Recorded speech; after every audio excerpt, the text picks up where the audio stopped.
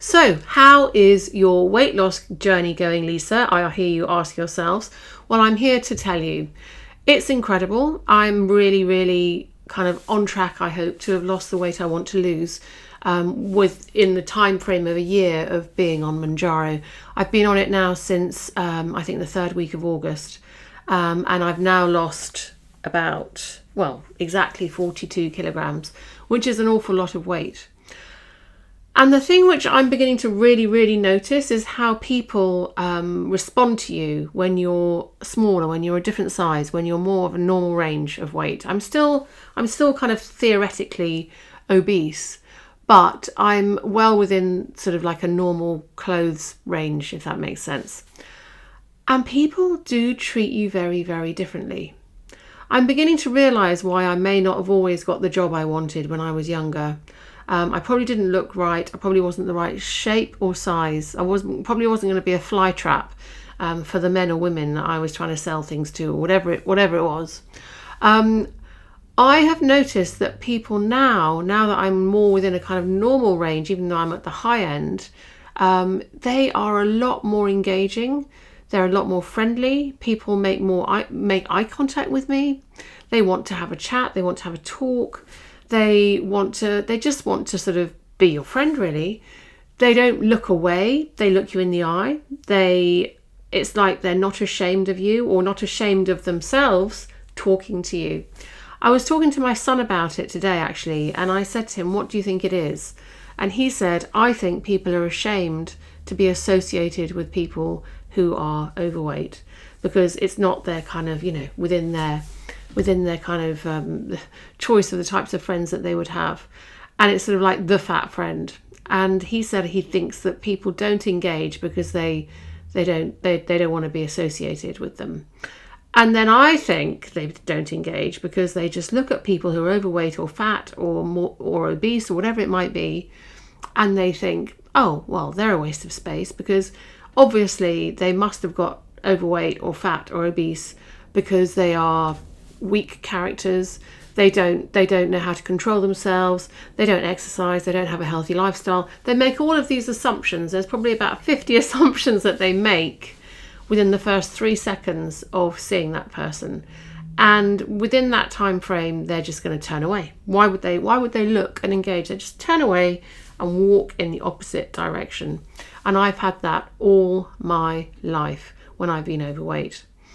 And now I'm really noticing, and it's not because I've got a puppy, because I'm often out without the puppy in the supermarket or wherever I might be.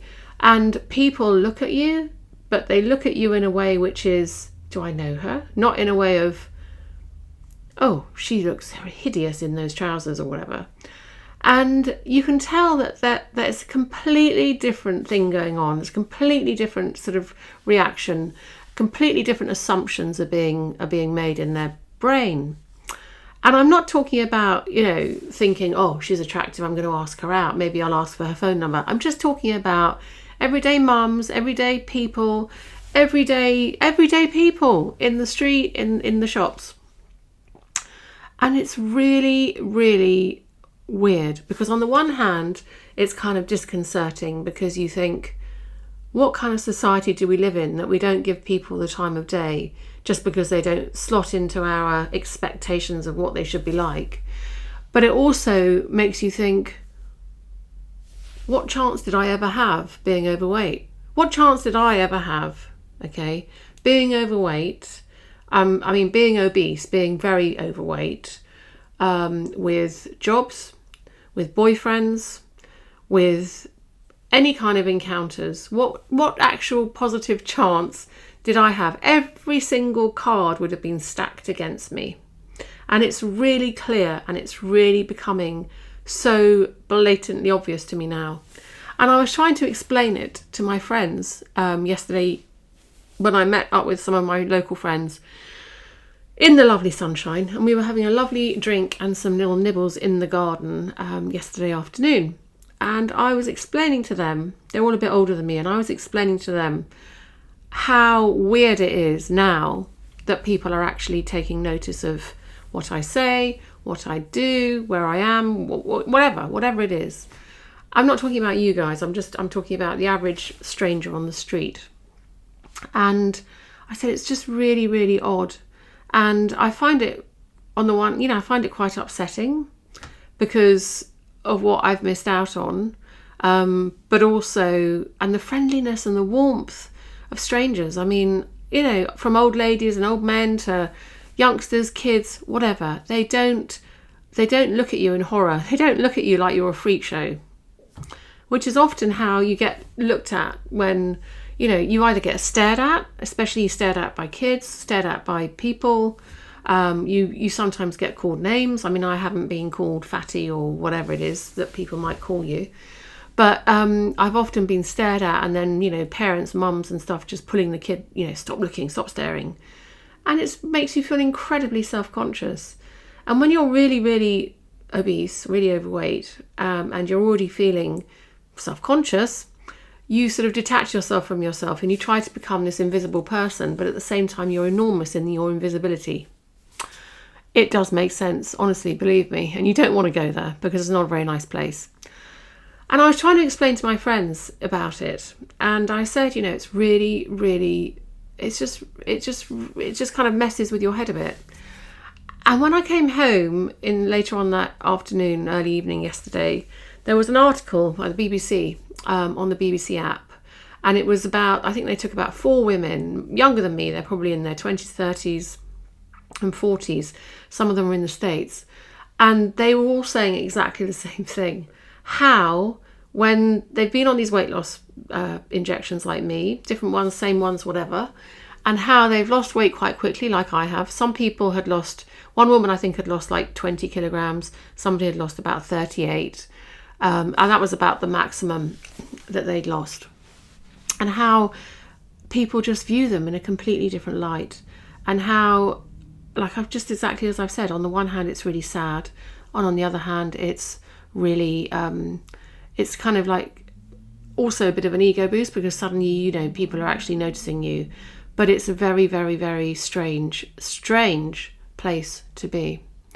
And I think, well, I know I want to lose another 20 kilograms or so, maybe 30 kilograms. I don't know. I'll see how I am when I get down to, well, actually it's 17 kilos now. I'll see how I am when I get there. How I feel about myself, how I feel about my body, whether I feel that's enough, or whether I want to just go another 5 or 10 kilos. I don't know yet. I'm in kind of uncharted water. I haven't been this light or this weight. When I say light, I'm actually still very heavy, but I have not been this weight since I was about 14 or 15. And so it's really, really quite discombobulating for me. And I know people have said to me, you'll get used to it. It's because it's been so quick and things like that. But I'm enjoying it. Don't get me wrong. I'm loving it. I'm loving the fact that I'm really enjoying my walks. I can move around in bed more easily. My clothes are all, really big, and I've made, like I said, these huge piles of clothes I need to sell or give to charity. But what I find quite strange is just coming to terms with kind of like the new me, even though it's the same me. So the new sort of physical version of me. And it is quite a sort of surreal feeling. And if anybody's watching this and they've been through similar types of things, you'll know what it's like. You'll know how strange it is, because it is strange, isn't it? It's really difficult to explain. I don't know how to explain it really to somebody who's never had a weight problem. Maybe if you've had, I don't know, really, really bad acne or something, and you're really self-conscious of your acne, and you suddenly take this miracle medication and all your skin gets all cleared up and it looks all beautiful and smooth. Maybe it feels a bit like that. You kind of look at yourself in the reflection in the mirror, or catch yourself in the window, or whatever it is, reflection, and you think, is that me? Is that really me? And it's a bit like that.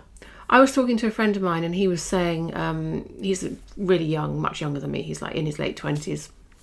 And he's a beautiful specimen of a young man. And we were talking about it because he was saying I was looking really well and blah, blah, blah. And I said to him, because I hadn't seen him for a few weeks, and I said to him, well, it's all right. Yeah, all very well for you to say beautiful specimen of a man. And he said, yeah, but do you know what? He said, there's one thing that really, really gets to me. And that's the fact that I'm losing my hair. And I wouldn't have even looked at his hair until he mentioned it. And he's just got this little kind of slightly receding hairline. And he said, I think I'm going to get myself a toupee. I'm going to get myself one of those real hair wigs. And I thought to myself, why not? If it makes you feel better, why not do it? Absolutely, why not? It's such a good idea. And I said, there's no time like now. You should just do it because it will make you feel so much better about yourself. And people won't even know. Everyone you meet, every new person you meet will never know. And I said, and you don't have to tell anybody. And he said to me, I'm going to tell everyone. He said, I'm going to tell my mum and my friends. And obviously he said, my girlfriend will know and stuff. But he said, I don't mind telling people. He said, I think it's really cool. I think they do some really great things these days. And he said, and I said, well, I tell people about my taking Mounjaro and I'm not ashamed of that. And he said, well, no, you shouldn't be.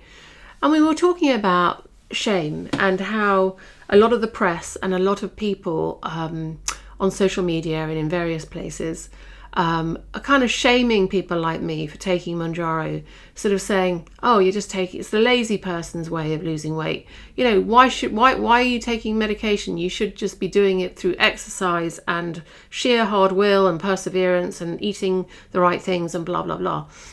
Well, I always used to eat the right things. I never ate the wrong things. I just couldn't exercise because I was too big and too heavy and it was too difficult and it was too uncomfortable. And I've explained all of that before in my previous videos because, you're carrying a check-in suitcase or a couple of check-in suitcases. When I was at my heaviest, I was carrying with me, I was the weight of 3 average women. That's very, very heavy. And you're not going to really be able to exercise when your knees have given way, you can't walk, you're in a wheelchair, and you are the size and weight of 3 average-sized women. So, I think it's really important to stand up and be proud about how you lose weight, to talk about it, to be open about it, and to not be shamed about it. If I said to the average person who was, blaming and shaming me for taking Mounjaro or whatever it might be that people take to lose weight, then I would say, if you had a headache, would you just suffer and, have the migraine or have the headache? Or would you take a paracetamol or a ibuprofen or an Advil or a Tylenol or whatever it might be? If you could buy a train ticket on a super fast train to go to Scotland from London, would you get the train ticket or would you walk and take, weeks and weeks to get there? Of course you'd get the train. Of course you'd get in the car. You wouldn't walk, would you? So, when modern medicine is going to be, is able to help people, the level that this kind of drug is helping people, then I think everybody should be available. It should be available to everyone, and people who are obese in that sort of, scale of being morbidly obese or obese should take it, because I do think it's a miracle. And I do think that people who are like me, I'm going to be 60 this year, and you think about, I could have all sorts of horrible illnesses and conditions kind of creeping up behind me. And if I hadn't have lost weight, I probably would have had to, get my knees done again or something, or I would have been in a really bad situation with my health. So I think it's really, really good that these drugs are available. And I'm hoping that they're going to be more widely available to more people very, very soon.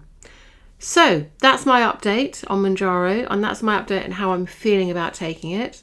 I'm totally get what these people say, these other Mounjaro people say about how they feel sort of it's quite weird the way that people are reacting to them now.